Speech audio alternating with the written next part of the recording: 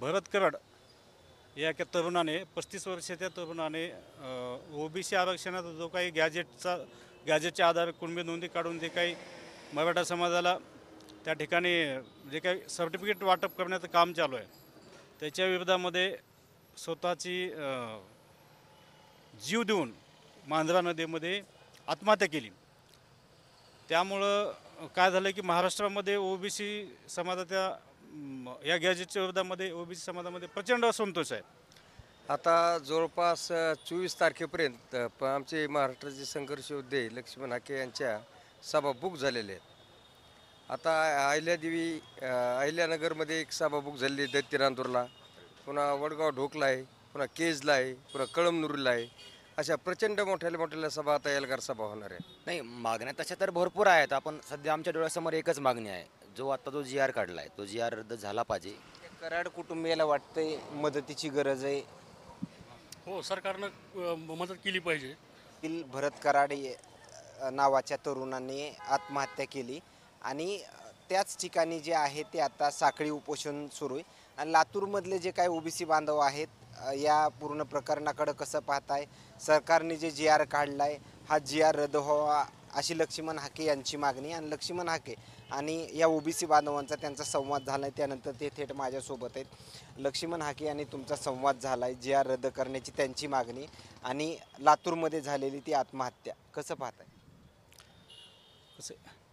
मौजे वांगदरी तालुका रेणापूर या ठिकाणी नुकतंच 2-3 दिवसापूर्वी भरत कराड या एका तरुणाने 35 वर्षाच्या तरुणाने ओबीसी आरक्षणात जो काही गॅजेटच्या आधारे कुणबी नोंदी काढून जे काही मराठा समाजाला त्या ठिकाणी जे काही सर्टिफिकेट वाटप करण्याचं काम चालू आहे त्याच्या विरोधामध्ये स्वतःची जीव देऊन मांजरा नदीमध्ये आत्महत्या केली।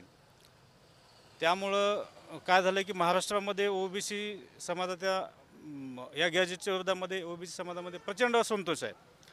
आणि एकतर हा जो गॅजेटच्या आधारे जी काय नोंदी काढून जे काय ओबीसीचं आरक्षण म्हणजे वाटप चालू आहे, निश्चित हे चुकीचं आहे, बेकायदेशीर आहे, कुठल्याही घटनेत बसत नाही, कुठल्या म्हणजे संविधानात बसत नसताना देखील सरकारने तो खोटा जी आर काढला आहे, फसवा जी आर काढला आहे असं आमचं स्पष्ट मत आहे। आणि याच्या माध्यमातून एक संबंध ओबीसी समाजाची भावना अशी झाली की हे सरकार फसवते आणि हे ओबीसी समाज त्याच्या माध्यमातून आरक्षण गेलेले मधून प्रचंड असंतोष या समाजाच्या मनामध्ये। त्यामुळे हा सरकार रद्द करण्याची संबंध महाराष्ट्रातील ओबीसी बांधवाची मागणी आहे। तीच मागणी आज माननीय हाके सरांनी केलेली आहे। जी आर रद्द करण्याची तर तुमची मागणी आहे, मात्र जसं जरांगेंनी उपोषण केलं मुंबईमध्ये जाऊन तसं आंदोलन उपोषण ओबीसींनी करावं, असं केलं पाहिजे असं अंतर्गत जिल्हानिहाय जेवढे काही ओबीसी बांधव आहेत अंतर्गत चर्चा बैठका वगैरे असं काय? नाही, निश्चितच कसं आहे की तो समाज आपापलं आरक्षण वाचवण्यासाठी कायदेशीर लढायला तयार आहे, परंतु याच्यामध्ये असं झालं की सरकार काय करतं की सगळ्या समाजाच्या तोंडाला पानं पुसते। म्हणजे सरकारनं काय केलं, खालच्या लेवलला आपापसात भांडण लावून देण्याचा प्रकार केला आहे। त्याच्यामुळे ओबीसी समाजामध्ये गावोगावी जागोजागी बैठका चालू आहेत आणि त्यांची देखील तयारी आहे किंवा दसरा झाल्याच्यानंतर निश्चित ते मुंबईच्या दिशेने कूच करणार आहेत आपलं स्वतःचं आरक्षण वाचवण्यासाठी। तेव्हा मात्र सरकारची भंबरी उडून जाईल, कारण लाखों करोडोच्या संख्येने त्या ठिकाणी समाज उपस्थित होणार आहे। सर, खरं पाहिलं तर जी आर काढल्याच्या नंतर जेवढे काय मेळावे होते, सभा होत आहेत, त्याला प्रतिसाद मोठ्या प्रमाणामध्ये मिळतोय, मात्र आता पुढं कुठं सभा होणार? आता जवळपास 24 तारखेपर्यंत आमचे महाराष्ट्राचे संघर्ष योद्धे लक्ष्मण हाके यांच्या सभा बुक झालेल्या आहेत। आता अहिल्यानगरमध्ये एक सभा बुक झालेली आहे, दत्तीनांदूरला, पुन्हा वडगाव ढोकला आहे, पुन्हा केजला आहे, पुन्हा कळमनुरीला आहे। अशा प्रचंड मोठ्या सभा आता एल्गार सभा होणार आहेत।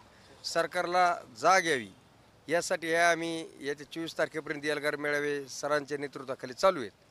त्याच्यानंतर हे एल्गार मेळावा संपल्याच्या नंतर आम्ही मुंबईच्या दिशेने लाखो आमचे ओबीसी बांधव जाऊन जसे झुंडीचे झुंडी त्यांनी जाऊन मुंबई जाम केली तसे आम्ही सुद्धा हा जी आर जर रद्द केला नाही तर ती मुंबई जाम करणार आहेत लक्ष्मण हाके सरांच्या नेतृत्वाखाली।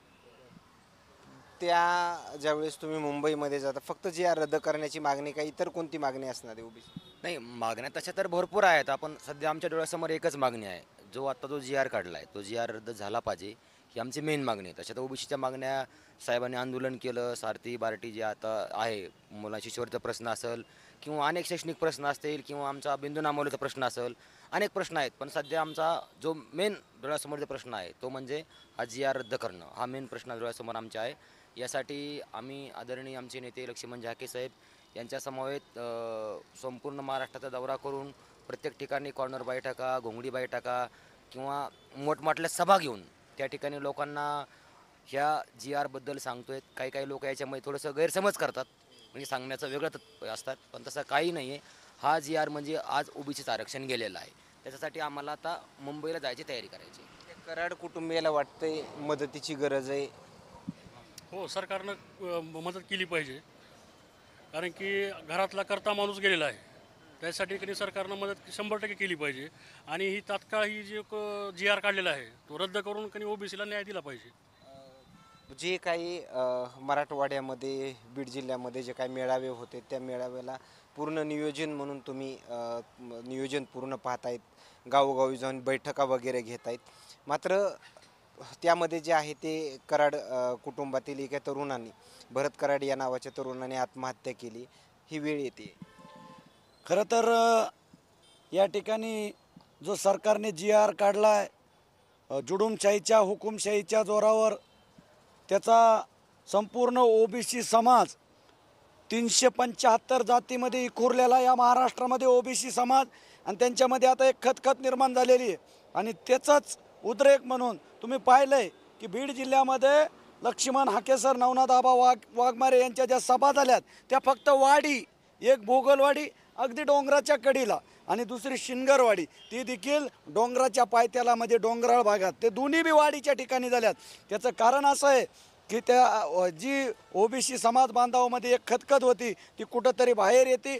राहिला विषय जो आपला वांगदरी ज्या गावाचा तरुण आहे त्याने आत्महत्या केली, कारण त्याला लहान लहान 4 मुलं आहेत आणि त्याच्या मनात कुठंतरी खतखत होती की हे आपल्या ताटातलं कोणीतरी हिसकून घ्यायला लागलं आहे.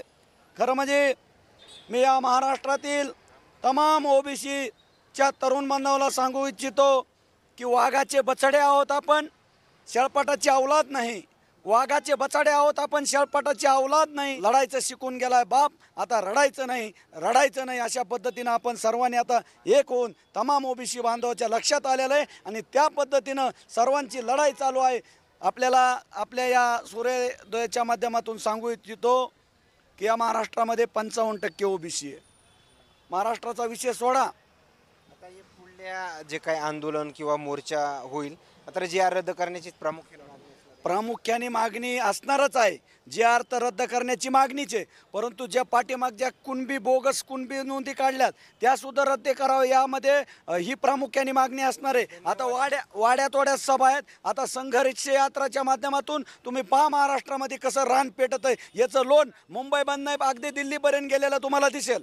ओके, धन्यवाद. या ठिकाणी पाहिला गेलं तर ओबीसींच्या प्रत्येक ठिकाणी मेळावे जे आहे ते पार पडत आहेत आणि लातूरमध्ये या ओबीसी बांधवांच्या प्रतिक्रिया काय सांगून जातात हे नक्की समजलं असेल. कॅमेरामॅन सोबत सूर्य जुबडी, या लातूर.